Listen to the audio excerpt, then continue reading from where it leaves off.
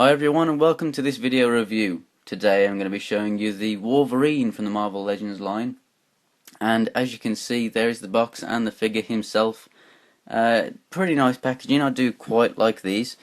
On the back here, as you can see, it is the Puck Build-A-Figure wave, so there's Puck and the guys that you need to create him. Very nice artwork of Wolverine and a quick tiny little bio there. It's okay, it's more than we normally get, so fair enough, but yeah, that's enough of the packaging. Let's get on to the figure itself.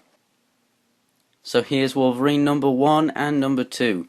I have two of these guys because I picked one up for my brother as well. So what he comes with is not a part of Puck, but it comes with a base. So it's very nice that if Wolverine is the only one in the line that you want, he's obviously going to be the most popular, that he comes with a base and not just a random part for Puck that you got to throw away. And I also like the fact that they have coloured it blue instead of just giving us the generic grey ones. Now this mould is not the first time we've seen it. It was used for the X-Force Wolverine, and I will be getting that. I don't know when, but I do really like that colour scheme. Now the claws, I really do like these. You know, they're not really soft, pliable, rubbery plastic, so they are rigid. So out the box, pretty much 98% of the time they're going to be near enough perfect. Now on this side, as you can see, one is slightly up. You can just bend them down, hold them in place, and then they'll go back pretty much perfect. I mean, look at that, there you go, done. It will probably go back in time, but just heat it up and it'll be solid. But actually, I'm surprised. I barely did anything there, and that is actually holding up very well. But yeah, on the other one and his other hand, they're perfectly fine. Now comparisons between these two figures, if I just show you a close-up of the head here, as you can see the ears are pretty evenly placed around the head there, and then on this one, as you can see, they're sort of bending in just a touch, and that's just from being in the package. This side's just bending in a little bit. They are soft, they're not as soft as the claws, so you can bring it out, but that's the only differences really. Apart from that, on both of them, paint and everything is literally perfect. So that's not really a complaint, because anything that's bent that's just like that, you can put back yourself. So I'm just going to go into the close-up detail of him now. So back to the face, a very nice head sculpt there. You can see all the wrinkles in the nose and everything. Very, very cool. Nice smirk. Reminds me of a lot of Punisher. I really do like that head sculpt. That's pretty awesome. Now on for the back. The design there. Legs. Boots. Very nice detailed boots.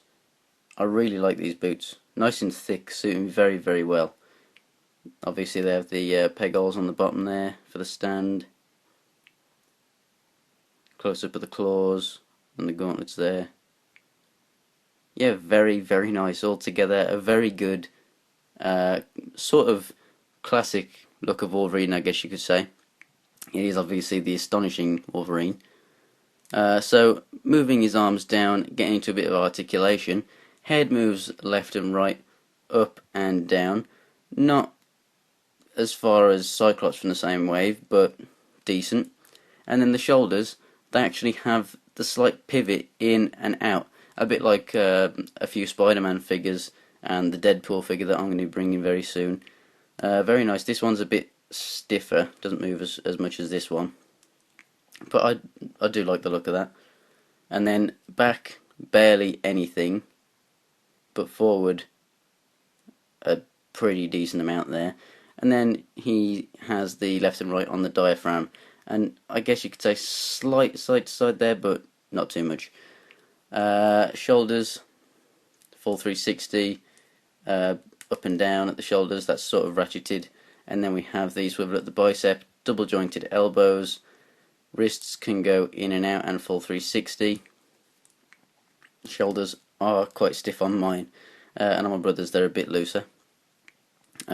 Hips in and out, back not very much, forward fairly good. He's got the thigh rotation, double jointed knees, which I really like on these Marvel figures. They're not loose or anything, and then he rotates at the boot and at the feet on the rocker, and then up and down. So articulation, you can get this guy into a mass array of very, very good Wolverine-esque poses. The only thing that I would say I really want on this figure is an X on the belt.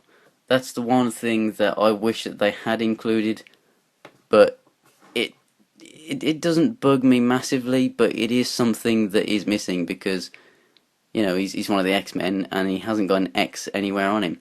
It is kinda weird, but for the most part this guy is incredible. So I'm just going to move him into the center there, and I'm going to bring up Cyclops. There we go.